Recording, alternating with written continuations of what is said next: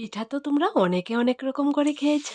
এরকম শুধুমাত্র আটা দিয়ে তৈরি ঝর্ণা পিঠা, লাগবে না চালের গুঁড়ি, সামান্য আটা হলে এই সুন্দর ডিজাইনে ঝর্ণা পিঠাটা তোমরা তৈরি করে নিতে পারবে একদম সহজে।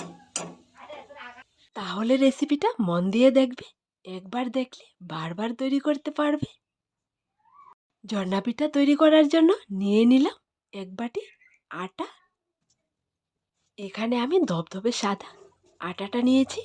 তোমরাও এই আটাটা দিয়ে তৈরি করবে, তা না হলে যে কোনো আটা দিয়ে তৈরি করতে পারবে। আটার মধ্যে দিয়ে দিলাম স্বাদ মতন লবণ। লবণটা দেওয়ার পর হাত দিয়ে একটুখানি মিক্সড করে নেব।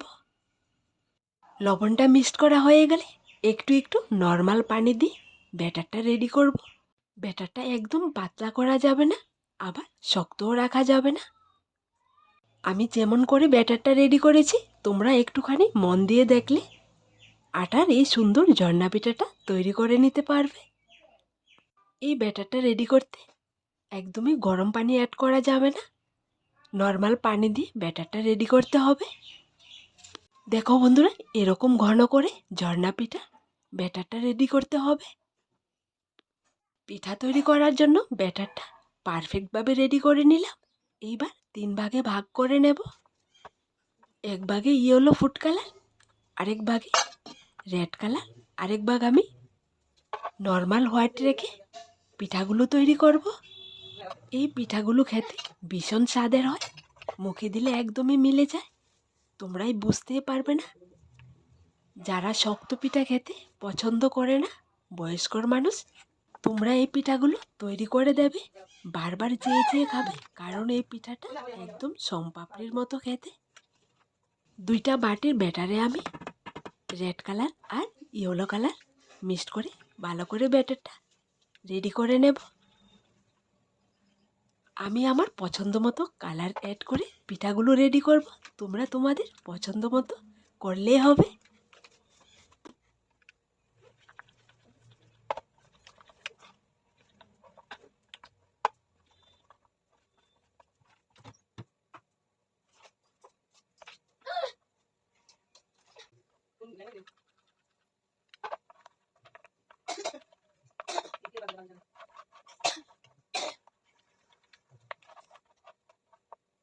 কালার দিয়ে ব্যাটারটা রেডি করে নিলাম।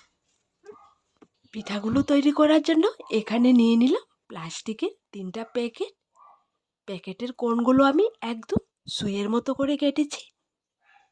এরকম সুইয়ের মতো করে কেটে পিঠাগুলো তৈরি করলে একদম সোমপাপড়ির মতো লাগে খেতে। নিয়ে নিলাম একটা গ্লাস, গ্লাসের ভেতর প্লাস্টিকের পেপারটা ভালো করে সেট করে নেব। তারপর আমি একটা একটা করে 3টা ব্যাটারে ভরে নেব। ব্যাটারটা ভরার পর প্যাকেটের মুখটা ভালো করে বন্ধ করে দিতে হবে। তোমাদেরকে আমি কথা দিচ্ছি, তোমরা যদি একবার এই পিঠাটা তৈরি করে খাও, বারবার খেতে ইচ্ছে করবে। তোমরা ভাববে চালের গুঁড়ি ছাড়া আটা দিয়েও এত সুন্দর পিঠা করা যায়। তোমাদেরকে বলি বন্ধুরা, তোমরা যদি আমার চ্যানেলে নতুন হয়ে থাকো, অবশ্যই চ্যানেলটাকে লাইক, শেয়ার এবং সাবস্ক্রাইব করে পাশে থাকা বেল বাটনটি ক্লিক করে রাখবে, যাতে করে আমার দেয়া নতুন নতুন রেসিপিগুলো সবার প্রথমে তোমাদের কাছে পৌঁছায়। 3টা প্যাকেটে ব্যাটার ভরা হয়ে গেছে, মুখটাকে আমি ভালো করে বন্ধ করে দিলাম। এইবার চুলোর মধ্যে চলে আসলাম। চুলোর মধ্যে একটা ননস্টিকের তাওয়া বসিয়ে দিলাম। তাওয়াটাকে ভালো করে একটা টিস্যু দিয়ে তেল লাগিয়ে নিলাম। প্রথমে আমি হোয়াইট ব্যাটার দিয়ে হাত ঘুরিয়ে ডিজাইনটা করে নিচ্ছি। একদম সিম্পল একটা ডিজাইন, রাউন্ড শেপে। পিঠাটা দেওয়ার সঙ্গে সঙ্গে নামিয়ে নিতে পারবে মাত্র কয়েক সেকেন্ডের মধ্যে। প্লাস্টিক প্যাকেটের কোণটাকে যত চিকন করে কাটবে, পিঠার ডিজাইনটা ততটাই সুন্দর হবে। একে একে আমি কয়েকটা পিঠার ডিজাইন করে তোমাদেরকে দেখিয়ে দিচ্ছি, যাতে করে তোমরা একদম সহজে করে নিতে পারো। চালের গুঁড়ি দিয়ে তৈরি করে অনেকে অনেক রকম পিঠা তো তোমরা খেয়েছো, নতুন করে আটার তৈরি ঝর্ণা পিঠাটা একবার খেয়ে দেখো, বারবার খেতে ইচ্ছে করবে। অল্প উপকরণে অল্প সময়ে তৈরি করে নিতে পারবে অনেকগুলো পিঠা তোমরা।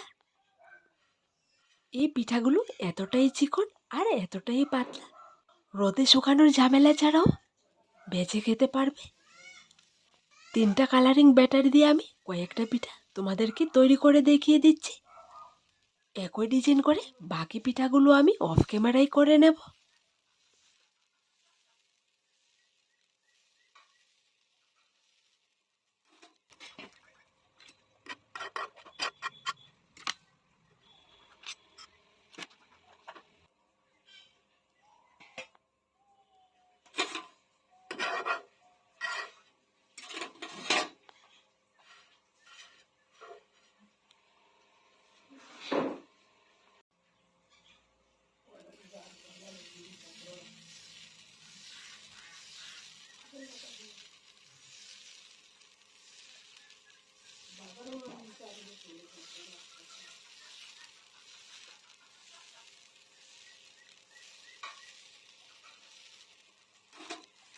একে একে আমি অনেকগুলো পিঠা ডিজাইন করে নিলাম তোমাদের সামনে।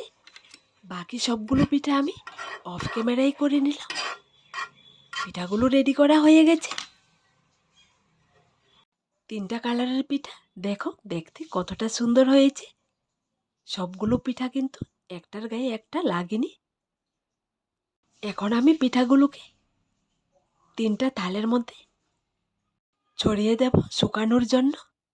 তোমরা চাইলে এই পিঠাগুলো পাখার নিচে রেখেও শুকাতে পারবে, আবার রোদ্রেতে দিয়েও শুকাতে পারবে।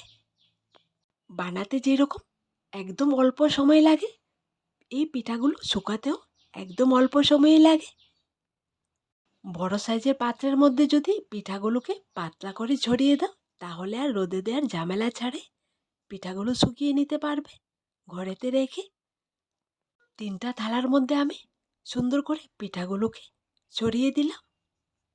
একদমই ঝামেলা ছাড়া এই পিঠাগুলো তোমরা তৈরি করতে পারবে। দেখো বন্ধুরা, পিঠাগুলো দেখতে কতটা সুন্দর হয়েছে। দেখতে যেমন সুন্দর, খেতেও ভীষণ স্বাদের। অবশ্যই তোমরা ঘরে থাকা সামান্য আটা দিয়ে একবার হলেও ট্রাই করে দেখবে। এরকম পাতলা করে ছিটিয়ে দিয়ে যদি রোদ্রেতে শুকাও, একদম 10 থেকে 15 মিনিটের মধ্যে পিঠাগুলো শুকিয়ে যাবে। তারপর তেলে ভেজে খেতে পারবে। দেখো বন্ধুরা, পিঠাগুলো শুকিয়ে গেছে। আর দেখো, পিঠাগুলো দেখতে অনেকটাই সুন্দর লাগছে। এবার পিঠাগুলোকে তেলে ভেজে তোমাদেরকে দেখাবো, তোমরা দেখবে তেলে দেওয়ার সঙ্গে সঙ্গে ফুলে একদম ফুলকো ফুলকো হয়ে যাবে। পিঠা ভাজার জন্য আমি আগেই তেল বসিয়ে রেখেছি, তেলটা গরম হয়ে গেছে। তেলটাকে প্রথমে হাই হিটে গরম করে নেবে, এরপর চুলোর আঁচটাকে একদম লোতে করে নেবে, না হয় পিঠাগুলো পুড়ে যাবে, কারণ এই পিঠাগুলো একদমই হালকা। দেখো, তেলে দেওয়ার সঙ্গে সঙ্গে পিঠাটা ফুলে একদম ফুলকো ফুলকো হয়ে গেছে। ভালো করে তেলটাকে ছাড়িয়ে নামিয়ে নিতে হবে। কিছুটা পরিমাণ পিঠা আমি ভেজে তোমাদেরকে দেখিয়ে দিলাম 3টা কালার থেকে।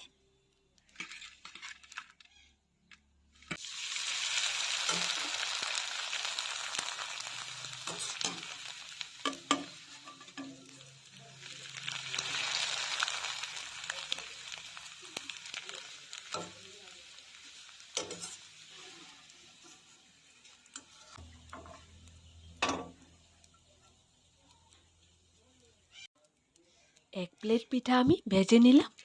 আর পিঠাগুলো ভাজার পর গুড়ের শিরা উপর দিয়ে দিয়ে দিচ্ছি। তোমরাও এরকম গুড়ের শিরা করে পিঠাগুলো খাবে, অসাধারণ লাগে খেতে। আজ এখানে, আবার দেখা হবে নতুন একটা রেসিপির সাথে। সবাই ভালো থেকো, সুস্থ থেকো।